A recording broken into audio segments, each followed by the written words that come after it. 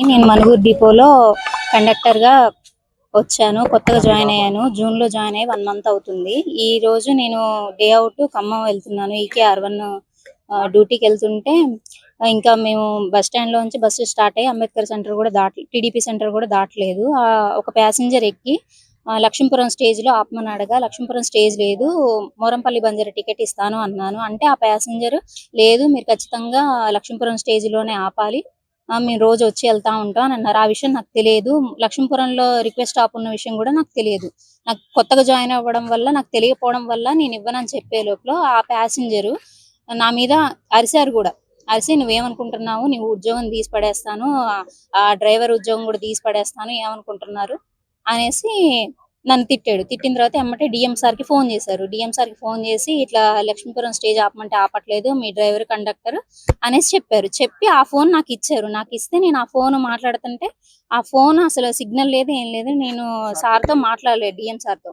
DM సార్‌తో మాట్లాడకుండా పెట్టేస్తే మళ్ళీ మురళీ సార్ ద్వారా మళ్ళీ మురళీ సార్‌కి ఫోన్ చేసి నన్ను ఫోన్ చేయమని చెప్తే, నేను మురళీ సారు దగ్గర డీఎం సార్ నెంబర్ నా దగ్గర లేదు. డీఎం సార్ నెంబర్ తీసుకొని డీఎం సార్‌కి అశోకపురం రాకముందే ఫోన్ చేసి మాట్లాడితే, అసలు నేను చెప్పేది వినిపించుకోకుండా, "నువ్వెంత? నీ బతుకెంత? నేను ఉద్యోగం ఇవ్వకపోతే నీ జీవితమే ఉండేదా నీకు?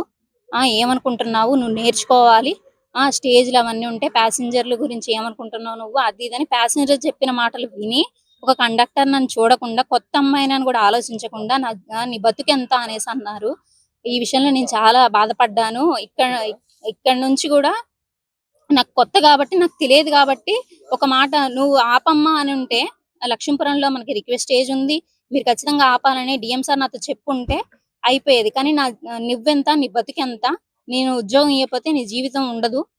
నువ్వు ఎన్ని సార్లొచ్చి బతిలాడితేనే నేను ఉద్యోగం ఇచ్చా" అనేసి మాట్లాడారు.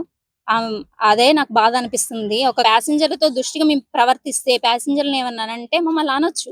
మేమేమనక ముందు రిక్వెస్ట్ స్టాప్ అక్కడ లేదు గాబట్టి మేము ఆపనన్నందుకు వాళ్ళు అసలు మేమేం మాట్లాడుతానో ఇనిపించుకోకుండా బ్రతుకుల గురించి ఎంచడం నాకు నచ్చలేదు సార్. బ్రతుకుల గురించి అంచొద్దు.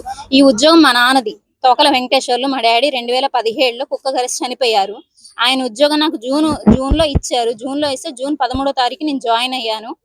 జాయిన్ అయిన తర్వాత ఇప్పుడు ఒక నెలే అవుతుంది నేను జాయిన్ అయ్యి. అలాంటప్పుడు నాకెలా తెలుస్తాయి ఏ ఏ స్టేజ్‌లు ఏంటో నాకు తెలియవు. అలాంటప్పుడు నిదానంగా చెప్పి, "ఆపమ్మా, అక్కడ స్టేజ్ లేదు గాని రిక్వెస్ట్ స్టాప్ వచ్చినప్పుడు నువ్వు ఆపితే బావుంటది" అనేసి అన్నా ఒక మాట బావుండేది గానీ, బతుకుల గురించి నీ బతుకెంత? నువ్వెంత?